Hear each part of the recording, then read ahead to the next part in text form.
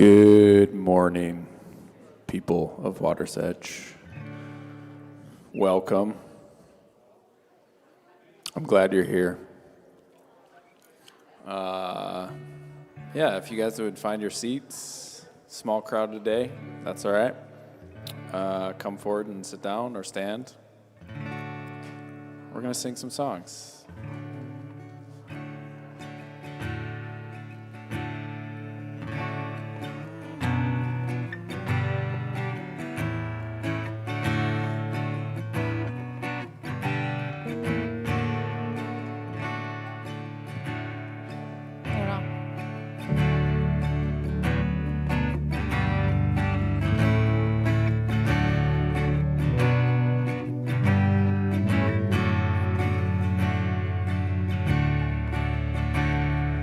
Come thou long expected Jesus, born to set thy people free from our fears and sins. Release us, let us find our rest in thee.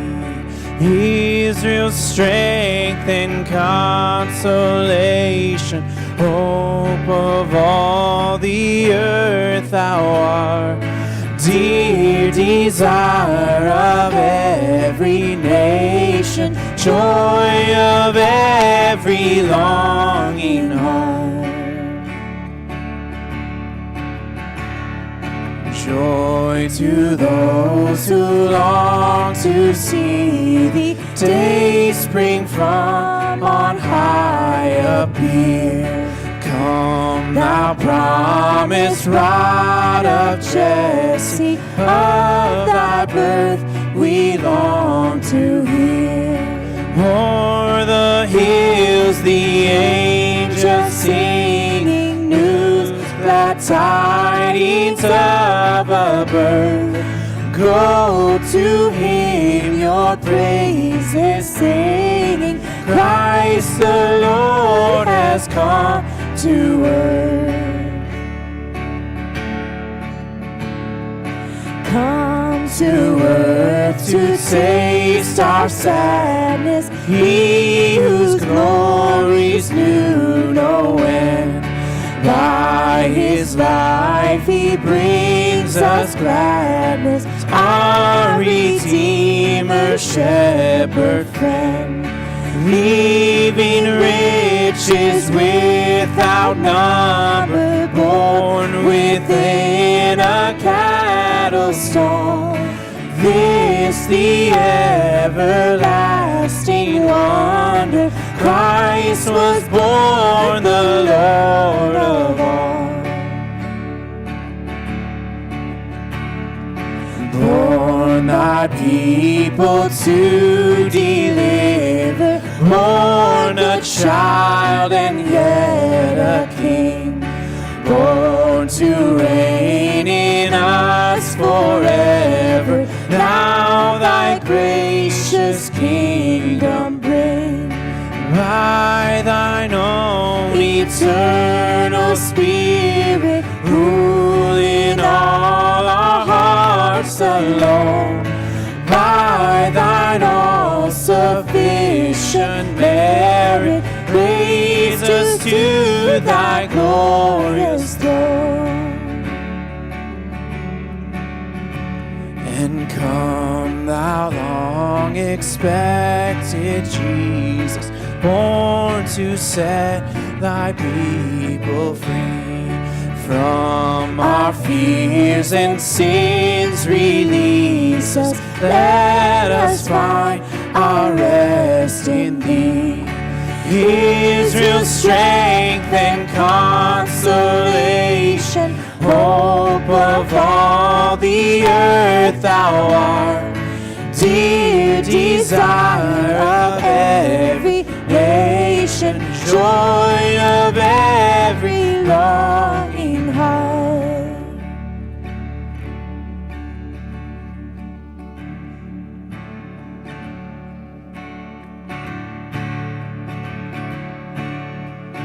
Go tell it on the mountain, over the hills and everywhere. Go tell it on the mountain that Jesus Christ is born.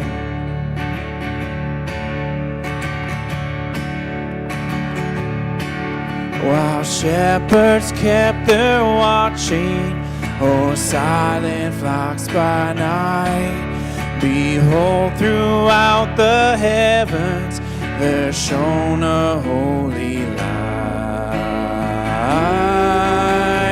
Go tell it on the mountain, over the hills and everywhere. Go tell it on the mountain that Jesus Christ is born.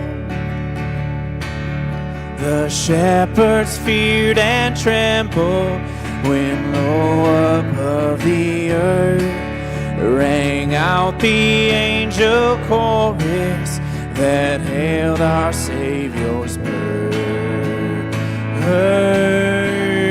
Go tell it on the mountain, over the hills and everywhere. Go tell it on the mountain that Jesus Christ is born. Down in a lonely manger, the humble Christ was born and brought us God's salvation that blessed Christmas morn. Go tell it on the mountain, over the hills and everywhere. Go tell it on the mountain that Jesus Christ is born. Go tell it on the mountain, over the hills and everywhere. Go tell it on the mountain that Jesus Christ is born.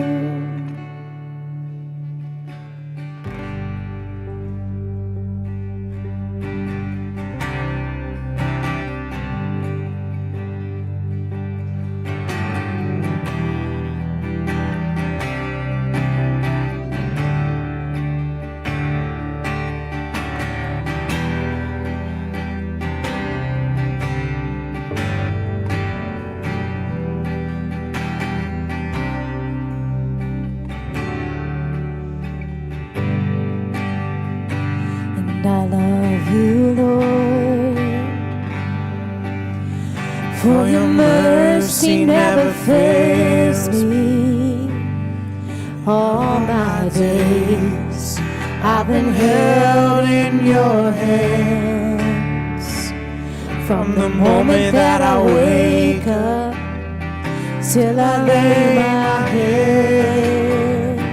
Oh, I will sing of the goodness of God.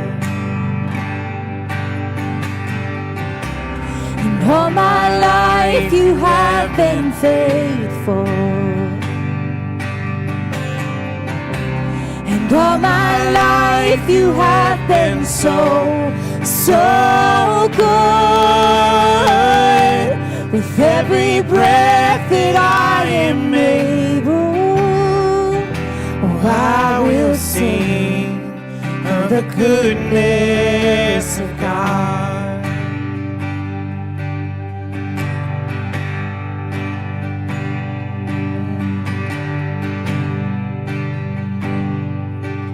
Of your voice, and you have led me through the fire in darkest night. You are close like no other, and I've known you as a father, known you as a friend, and I have lived in the goodness of God. Sing that again. I love your voice. I love your voice. You have led me through the fire in darkest night. You are close like no other, known you as a father. I've known you as a friend, and I have lived In the goodness of God. And all my life you have been faithful. And all my life you have been so, so good. With every breath that I am able, oh, I will sing of the goodness of God.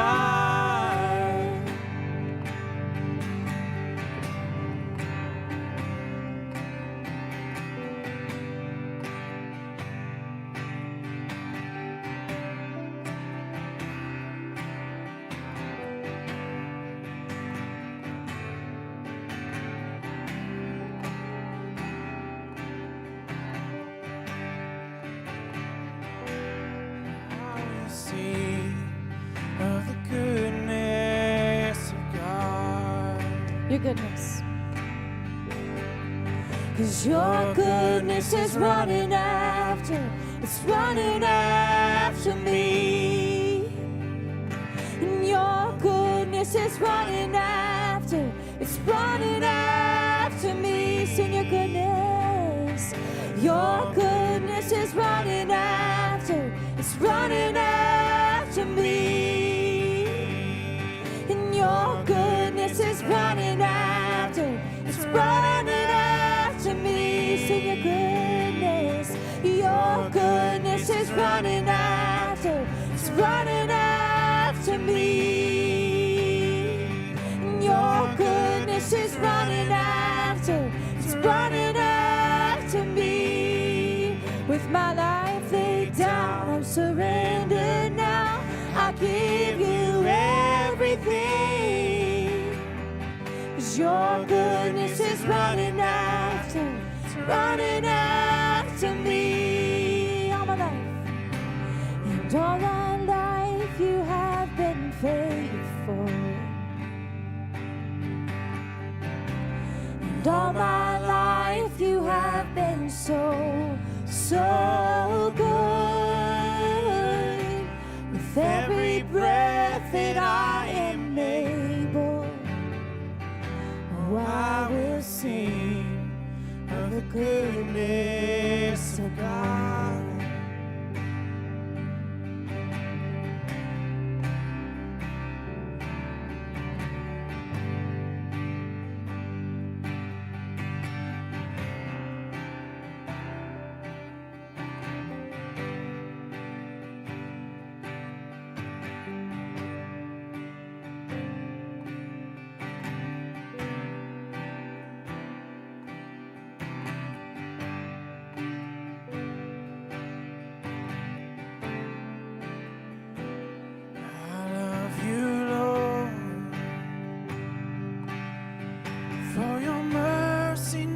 Fails me, and all my days I've been held in your hands.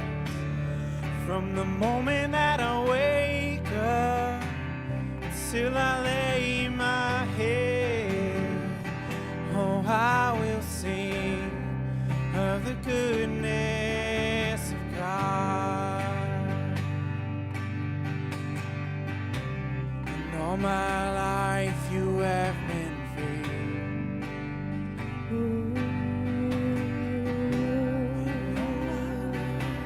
Have been so, so good.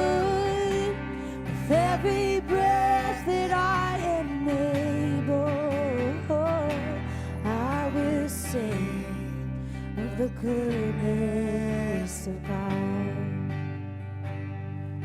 I will sing of the goodness of God.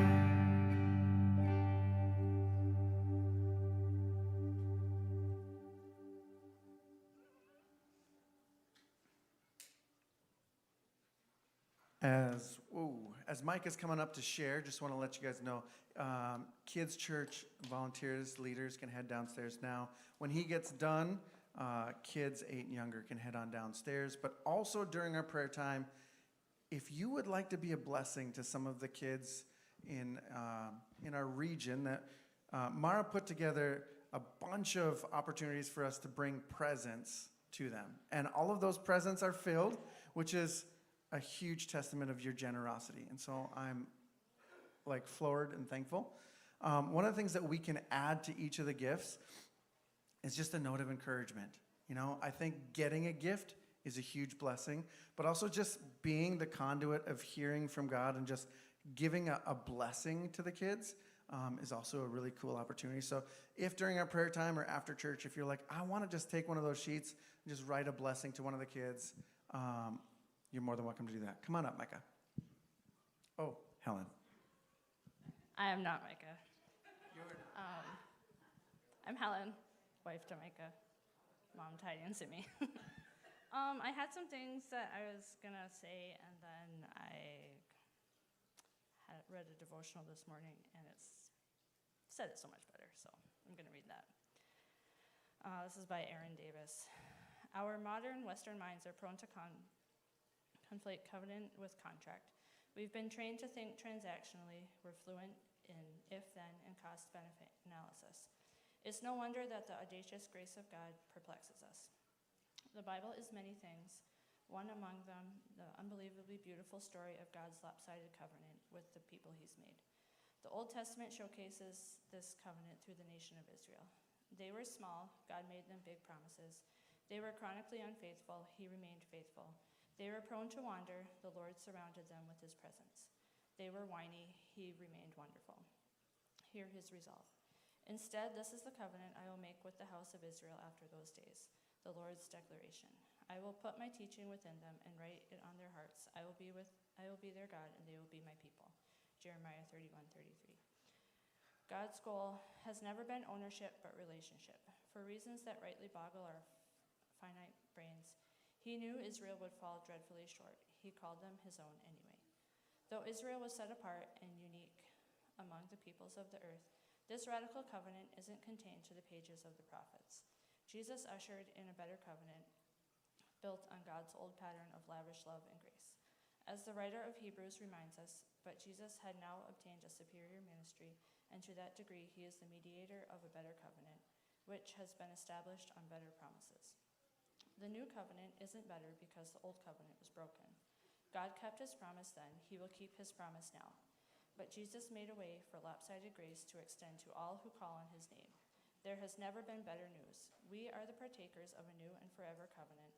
The only signature on the contract is Jesus, signed in his blood.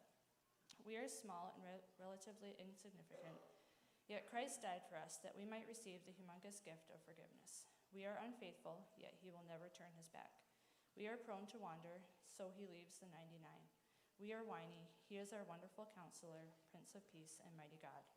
God promises, we receive, God pours out his grace, and we bathe in it. Don't let your heart default to any other way of thinking this Advent season.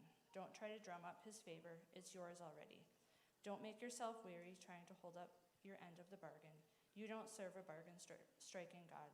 God's grace is a gift, unwrapped and waiting for you to enjoy. You don't have to earn it. You get to enjoy it. The truest wonder of this wondrous season is Jesus. Thank him today for his lopsided grace. And now we're going to gather into groups and pray. See you all. Those of you that are at home watching, I hope that you guys are staying warm and safe. Glad that you guys are there too. I know that there's a lot of people that are sick, and also there's whiteout conditions not in Marquette City. So I hope you guys stay safe. All right, those that are youth or have youth, go on the retreat. Talk with Jake. Where's Jake? Jake's in the back. Talk with him. He'll give you details. It's in February 20th through the 22nd. We're going to send our youth on a youth retreat. Also, Jesse Ide is home, technically in our home today. And I'm just thankful. You guys have gone on such a journey. And to see you all with a little kiddo here is just a beautiful thing.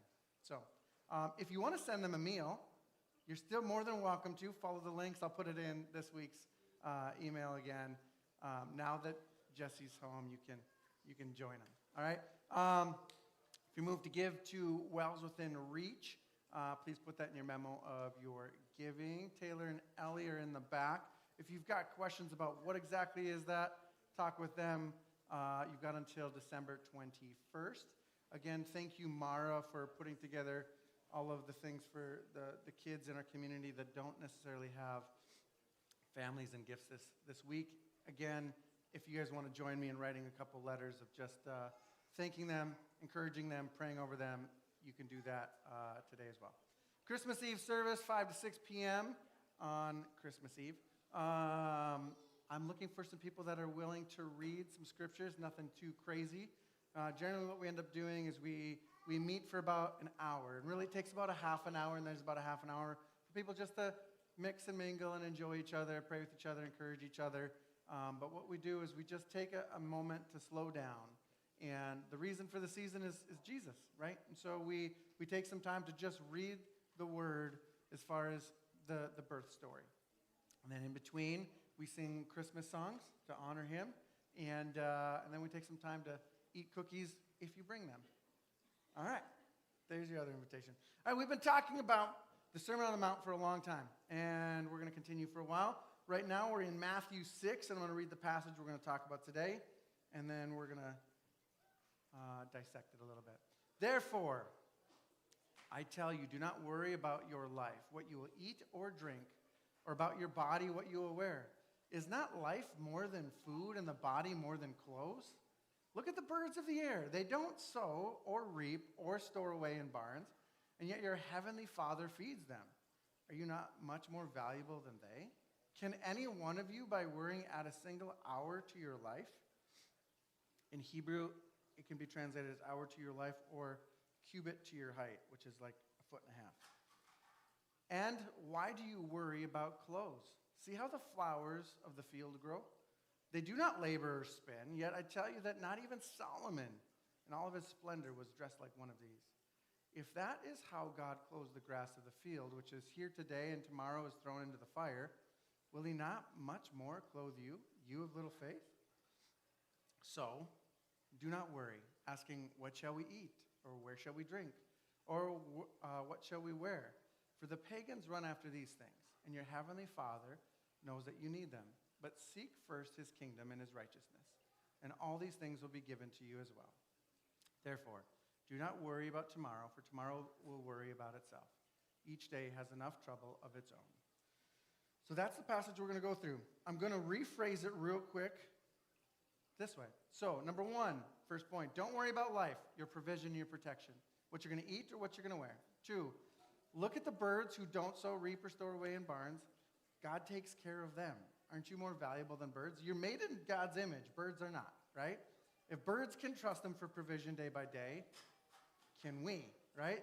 3, does worry make you live longer? Can it make you grow taller? No. If anything, it does the opposite, right?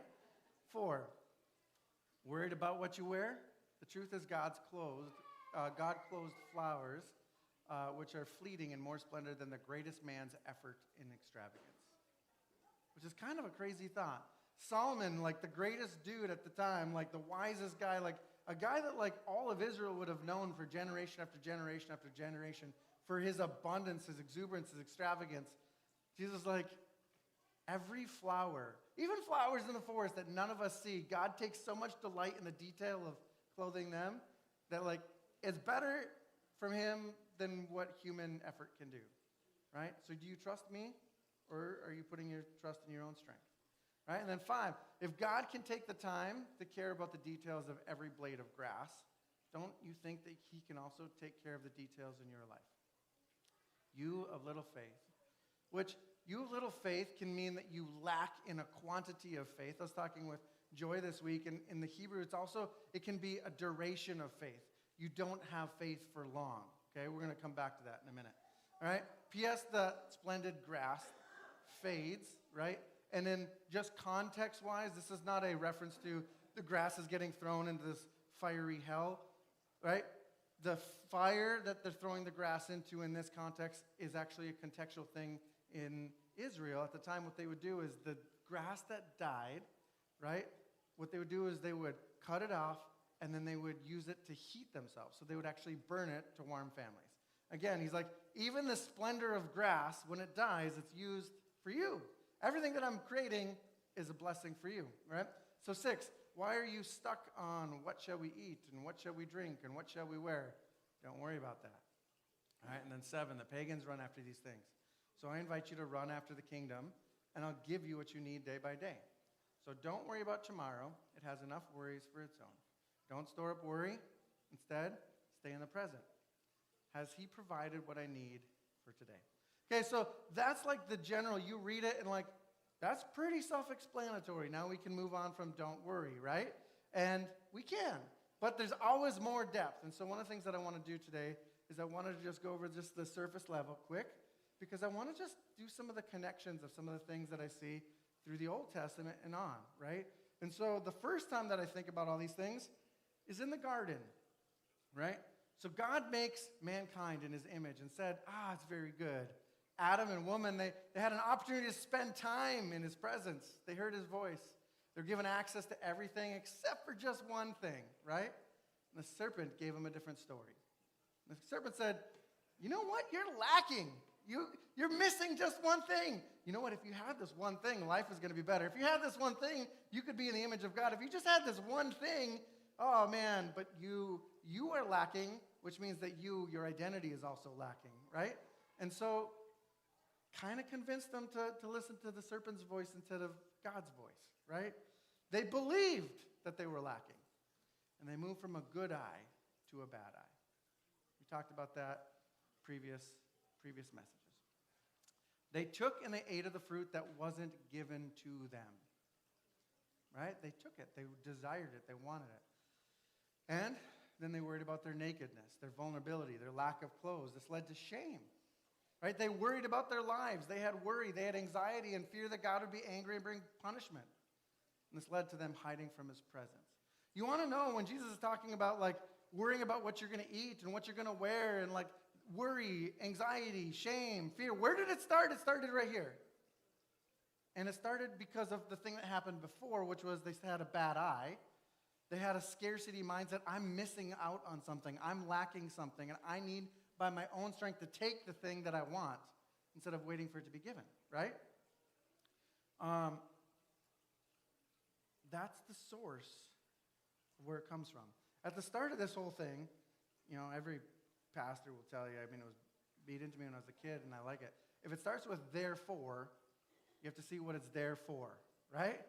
So what was before this is when he's talking about, hey, you know what? Don't be like all of the imposters. Don't be like the actors. Don't be like the Pharisees and the Sadducees where everything is external glory, external audience, external obedience in, right? Don't be like that. And then he talks about, where's your treasure? Is your treasure for you, or is your treasure connected to him, right? And we're going to go through some of these therefores in a minute. But I want to just keep going here. The great lie in that garden was that the serpent offers wisdom and power and godlikeness if they eat it. Did the serpent create the tree? No. Did he water it? No. Did he grow the fruit? No. Did the serpent ever have the authority to give the fruit? No. The only power the serpent ever had was in convincing humans that it was his to give. The gardener didn't stop the serpent even though it was his tree. His fruit, and I'm sure he was aware of what was happening. He allowed Adam and Eve to be tested with an invitation of, will you trust what I said to you, or will you choose to follow a different voice because of the desires of your flesh? That's really the test. That's the challenge that we keep going. All right, we see another iteration in the wilderness, right? It's the same kind of pattern. God reveals that he's the father of Israel. He uses signs, miracles, wonders to reveal that to both Egypt and to Israel. He's revealing like, hey, this is my son. I'm going to take you out. And he's like, Israel, you're my son. I'm taking you out. Right? And they see all these crazy, crazy miracles. They had an opportunity to spend time listening to his voice. Like literally Moses is up the mountain and they hear God speaking to him. And they're like, whoa, that scares us. If we could only just have a middleman, man, we would love to have man, if we had like a pastor that would just listen to the voice of God and tell us, that would be awesome, right? Because if I hear from God, then I'm accountable to it. If I hear, oh man, then I actually have to walk it out. I would rather have the veto button because I really would rather have some control of my life. So I'm just going to hear the message and process it, right? They were invited to be inheritors of promise and the promised land. But instead of listening to his voice because it scared them, they chose to focus on what they lacked, right? Their bad eye saw the scarcity in food. There's not even enough to store for tomorrow. Are you kidding me? We don't have any water. We don't have any food. And God's like, all right, well, I can bring water out of a rock. I'll give you water. I can give you water for 40 years, right?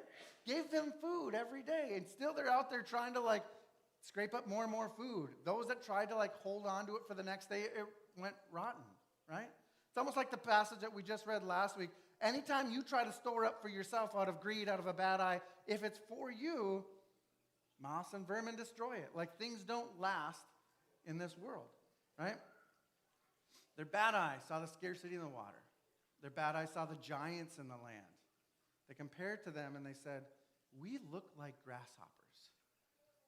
And for 40 years you had people that believed that they were grasshoppers.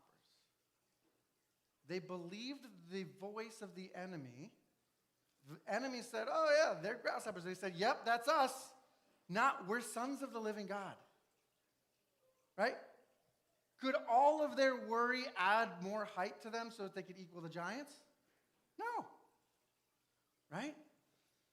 They worried, and they feared inheriting promises. They worried and feared their enemies. They worried and feared his voice. They worried and feared that he couldn't provide. They chose to exchange a father that they couldn't see for a golden calf that they could. Right? And then they argued and they grumbled and they said, is the Lord among us or not? Right?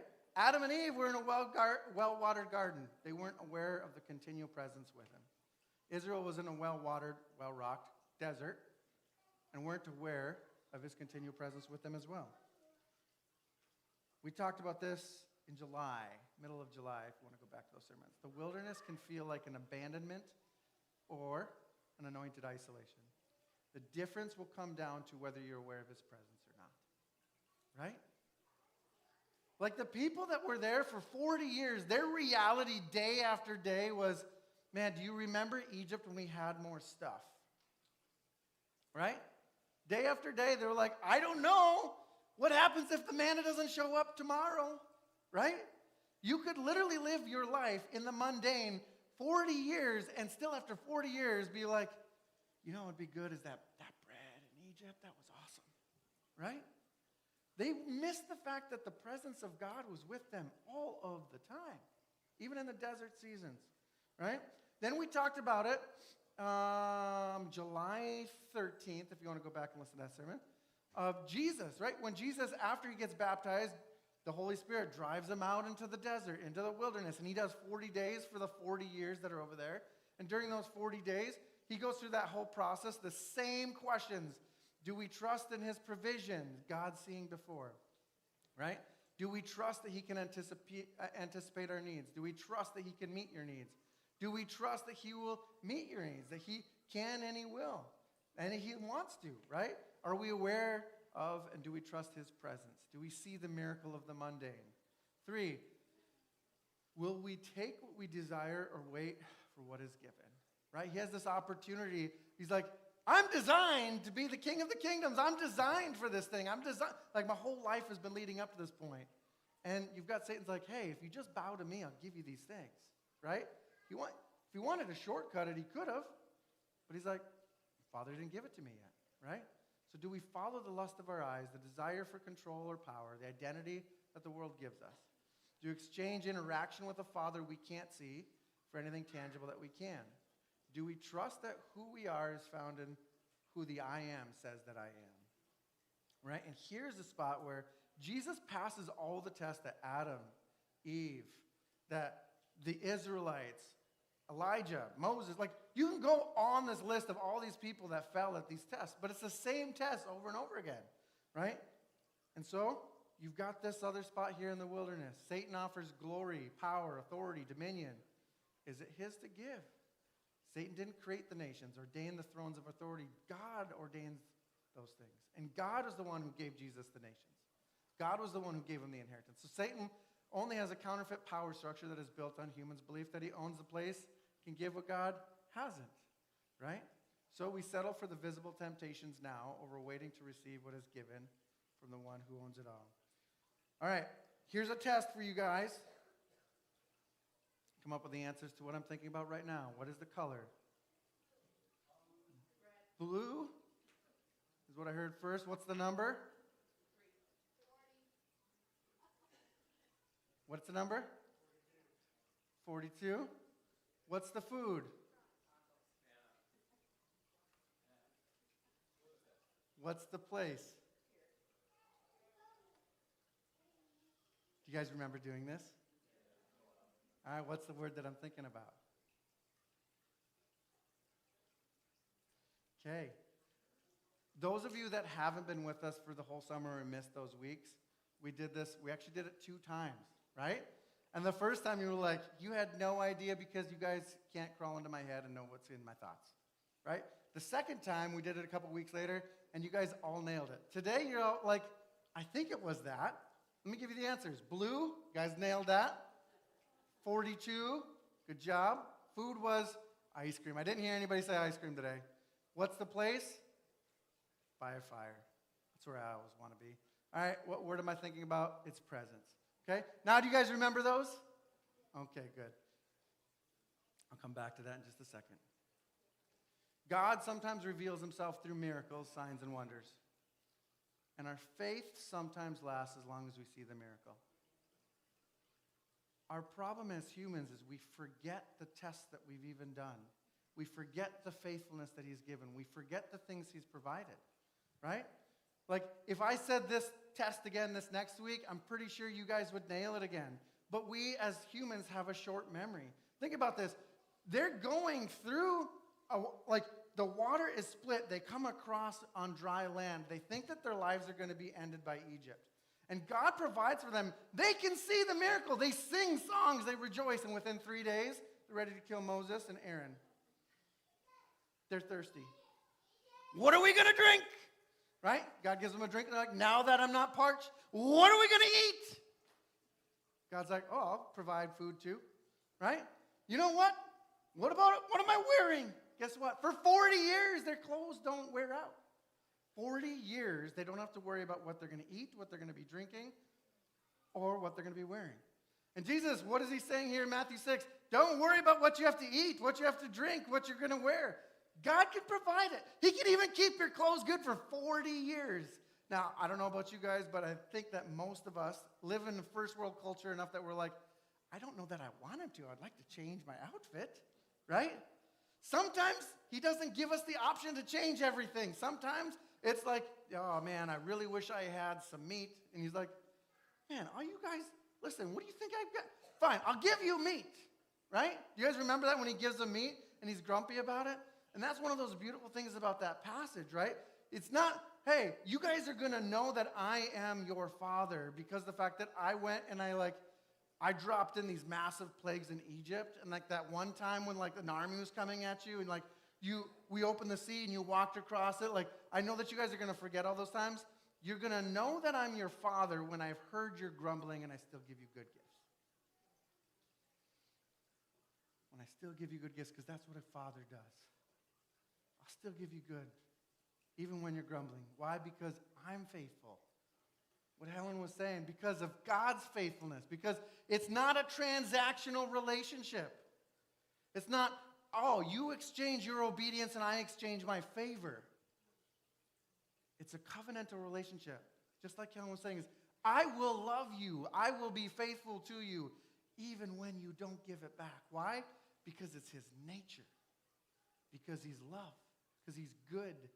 Because he has favor. Because he delights in you. Because he desires you. Because he's jealous for you to live in the way that he is designed. He wants the light that he put inside of you to shine. Why? Because your identity is light. He wants you to preserve that which is true. Why? Because your identity is salt.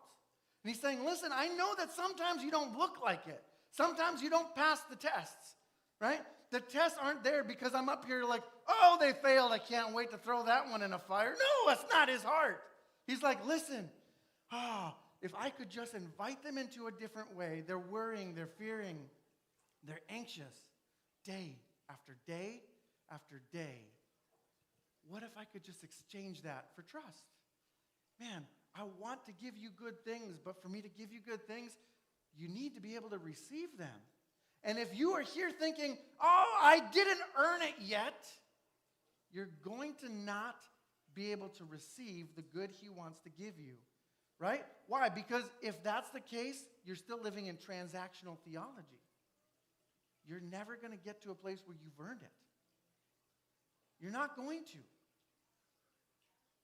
And you need to let that go if you want to be able to receive his abundance. Right? Our faith sometimes lasts as long as we see the miracle. Some of the miracles that are around them were in the mundane. Think about that. How many days into him providing food every day, manna, do you forget that he's the one providing food every day? How many days does it take before Egypt, in the middle of a desert, forgets that, are you kidding me? There's a water that's coming out of a rock that is watering an entire nation and all of our animals and everything else that we've got in it.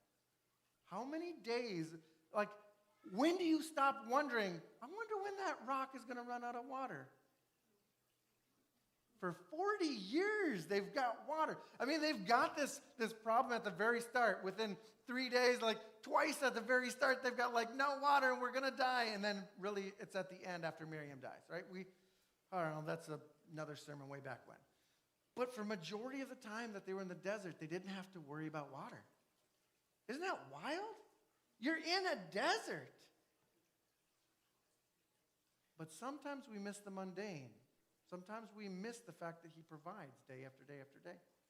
Right? Do we see the miracle or the mundane? Adam and woman had the mundane opportunity to walk in the presence of their Creator with an intimate way, intimate garden, where everything was at peace and each other, and they had access to almost everything. They didn't see the miracle of that, and they longed for the one thing that they lacked. Think about that for a second.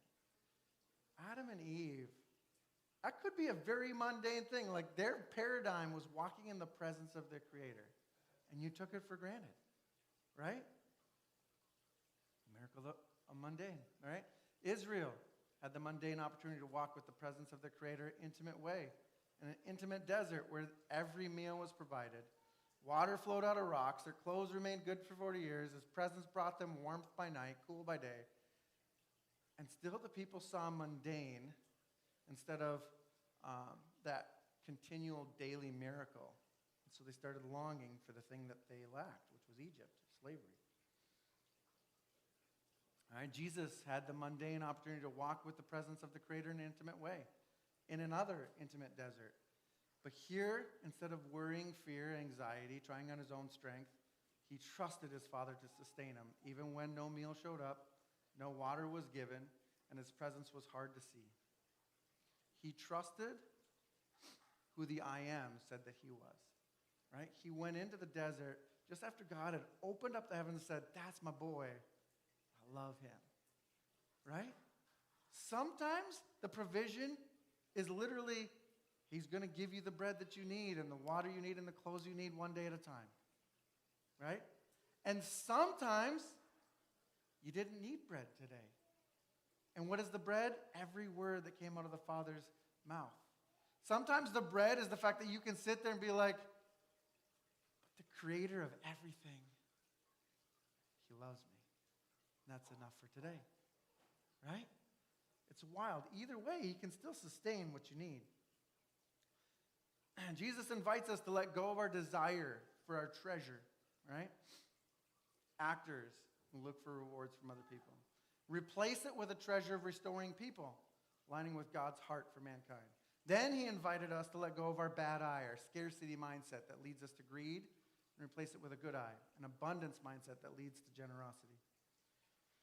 Then Jesus invites us to let go of serving the Lord of Mammon, money and material possessions that keeps driving us more and more, and to replace it with a loyalty to a Father who is a king. Right? Serve with him. And that's to serve with him. Like, it's wild to me that it says in the New Testament that Jesus is a fellow worker. Right? Talking with Dave this last week about how the craziness of Jesus saying, like, hey, you know what? I'm going to be equally yoked to you. I'm going to throw it on too. Let's go and do this work together. There's work to be done, right? But he's like, yeah, we can do this together. That's wild to me. Today, Jesus invites us to let go of living by worry, fear, anxiety, to replace it with trust. Trust that he's good and that he's going to provide goodness. Today, Jesus reveals that we all get tested, right? Do we trust our Father's voice? Do we trust that the I am gets to tell us our identity? Do we trust that he knows what we need? Can we meet our needs? That he will meet our needs and that he enjoys meeting our needs? Do you believe that his presence is with us? You guys want to fail some tests? Here's how you do it. Okay? First step, make sure you worry. Make sure you fear. Make sure you be anxious. And make sure that you believe that there isn't enough for you and that you aren't enough. That's how you fail. And it's a test that like every human goes through over and over and over again. We've all had to face this test. You want to fail it? There it is. Good news is he lets you retake the test. Bad news is every time that you retake the test, it hurts a little bit more. All right, you want to pass that test of Adam, of Israel, of Jesus, of every one of us. The first step is to replace the fear, worry, anxiety with trust. Can you trust and believe that he's more than enough? He created you with all that you need to be in communion and connection with him, and that he's going to give you good. If you can trust him, you'll be okay. But it starts with going from a bad eye of scarcity, there's not enough, I'm not enough, to the first step of a good eye. There's an abundance. And because he can be generous with me, I can be generous with others. Does that mean that like everything's going to end up being sunshine and rainbows and that like everything's going to work together and that all of a sudden you look at your bank account and you got like 17 more zeros on it and that like your neighbor is just finally really nice to you and your spouse has got like only sunshine and rainbows things to say about you and like your kids are going to immediately listen the first time, every time, because they love to do that? Yes. I love your faith.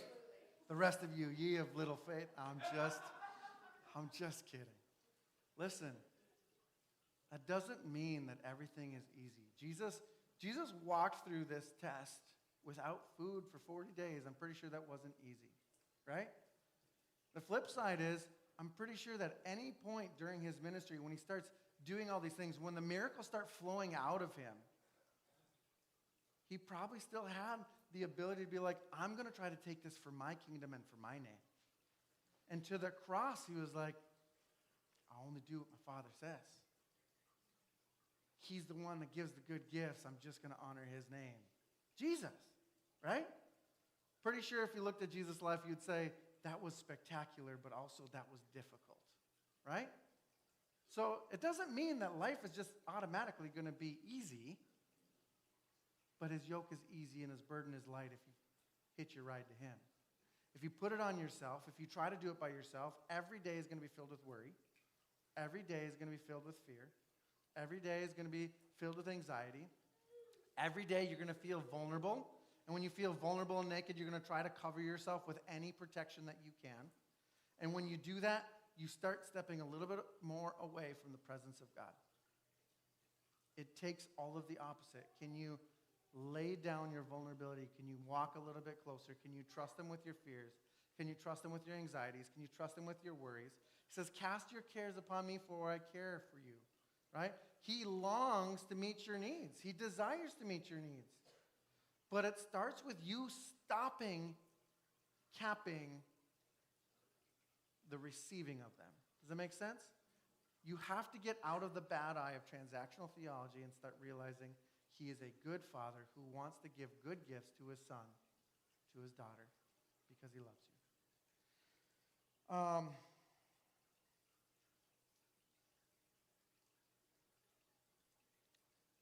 There's a test in the desert. It's a test in the desert. Some of you guys are in dry seasons. Some of you guys are in seasons where it's like, my reality is that I'm lacking something today, Pastor Benny. Like, I see what you're saying, I hear what you're saying, but like, I've got these things. I've got bills to pay. I've got mouths to feed. I got presents for my kids I got to buy. Like, I've got all of these other obstacles in my way, and my reality is like, that sounds great once I figure out these things. I'm asking you to trust him with those things. I know that's hard, right? If you give more weight to the worry, fear, those things, that's where you're going to magnify in your life. Does that make sense? There's a, will you trust him? Are you aware of his presence? There's all of those tests that we've been talking about all day, okay?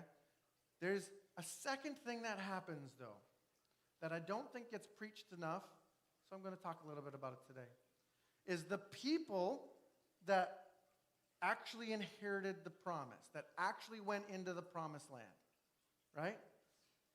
They still had giants to face, right? It wasn't easy for them. They came into a promised land that still had giants that were there. They couldn't add a cubit to their height. They still couldn't do anything. All they could do was trust that God's presence was going to go before them and give them the things that God said he was going to do. They still had to trust him. And, you know, first one was awesome. Jericho, it fell. They didn't even, like, make a peep until the last day, and God brought the house down. Like, God did it all. And immediately they, like, hey, we got this favor. You know what? Ai is just a little dinky town. Let me try it on my own strength. You know, we don't even have to send the whole army. Just send some of the scrubs that, like, didn't get a chance over there. And had this massive defeat. I do believe that God is going to bring us as a church into a season where some of the promises that he has said for years and years and years, collectively over the church, but also individually over a lot of people's lives, I believe we're coming into a season where some of those things are going to come to fruition. I think that is where he's trying to lead us as a church. Now, when you have a victory, when you have God show up and have a major victory where you see the miracle in it, the same question is going to be there for you. How long will your trust last? Will it only be as long as the first miracle? Or will you say, God, please give me eyes to see your miracles in the mundane too? Because if it's only for the first miracle, if it's only dependent on massive miracles, it will fade. It will fade. Right? Part of why they have these crazy laws that Moses put in of like, okay, when you do this offering, do this. When you do this offering, do this. There's one that's a wave offering. You literally take the wheat and you wave it towards the sky, which sounds kind of ridiculous. But the point of why he was doing that is saying, listen, even the stuff that you think, I was the one who worked on this land. I was the one who watered this stuff. I was the one who tended to the wheat, to the fruit, to the things. Now I can have it for me. Remember, you have a people group that for 40 years was in the desert. They had no home. They had no abundance. They had no other stuff. They didn't have a bunch of wheat that they had. So finally, God is over blessing them with abundance of stuff in the promised land. They've got a house. They've got a family. They've got farms. They've got all of these things. And the minute that they start doing that, God's like, I want you to wave it towards the sky because I don't want you to forget that I was the one who gave you that good gift too. Just because I can sustain you one day at a time, I want you to learn to trust me that I'll sustain you one day at a time.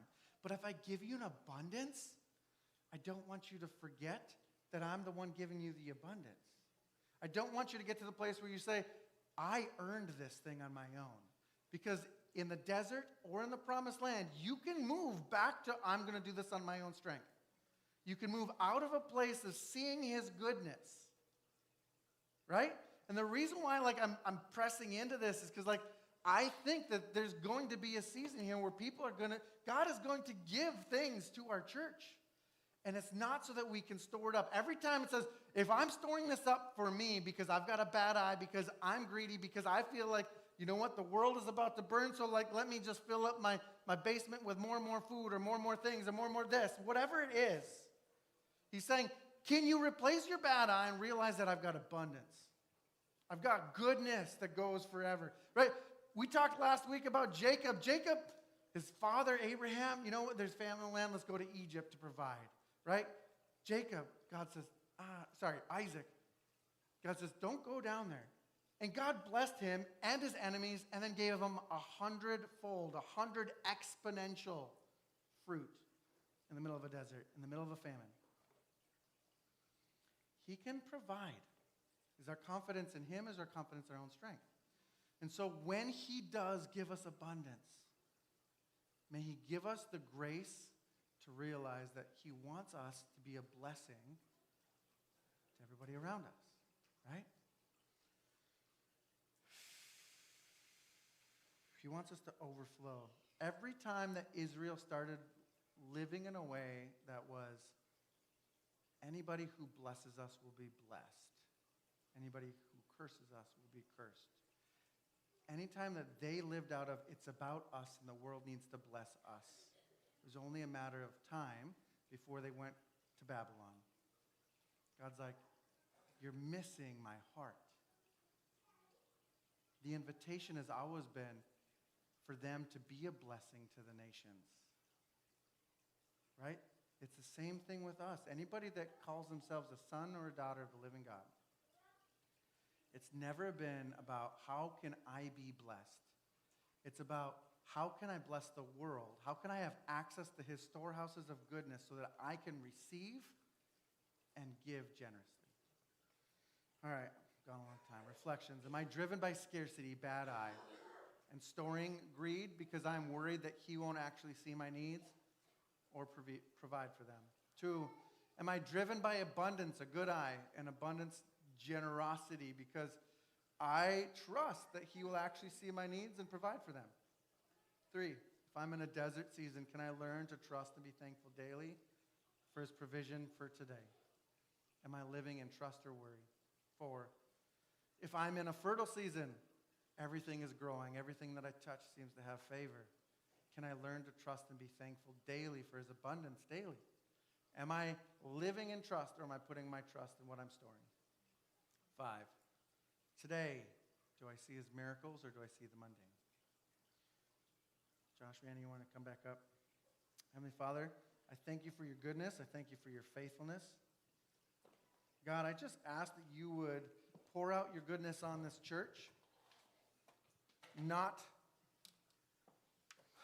so that we can store it, so that we can be a blessing, that you can just multiply it exponentially, that we can be a people that honors your name, that loves people the way that you do, that encourages people, that has kindness towards people, that has a heart that is aligned towards restoring people.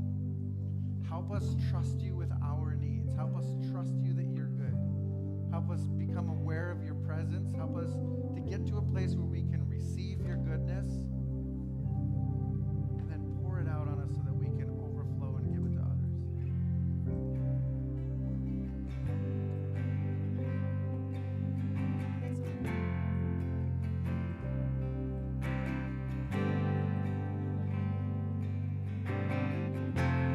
My life is yours.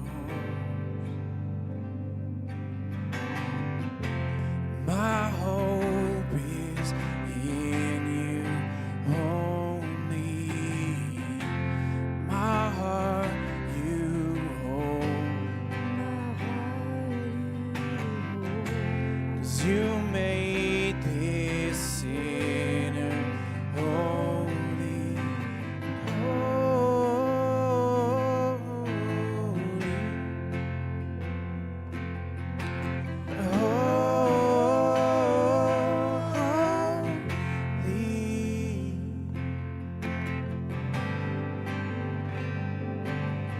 Your glory is so beautiful, and I fall onto my knees in awe. heartbeat of my life is to worship in your light. 'Cause your glory is so beautiful. And your glory is so beautiful.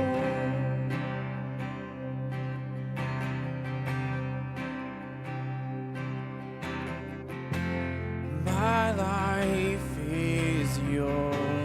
My life is yours. My hope is in you only. My heart you hold. My heart you hold. 'Cause you made this sinner holy and holy.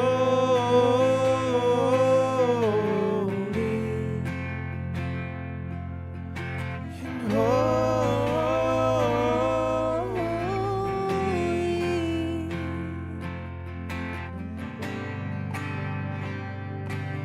And your glory is so beautiful. And I've fallen to my knees in awe. And the heartbeat of my life is to worship in your light.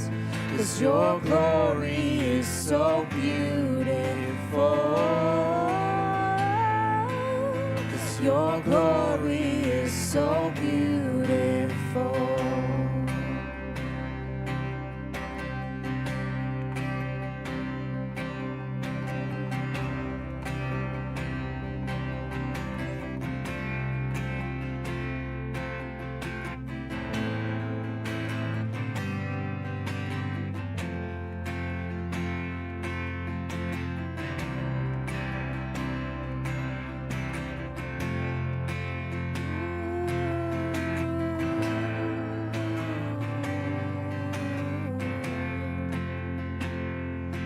we sing glory, glory, hallelujah. Jesus, you are good. We sing glory, glory, hallelujah. Jesus, you are good. We sing glory, glory, Hallelujah. Jesus, you are good. and we sing Glory, glory, hallelujah. Jesus, you are good.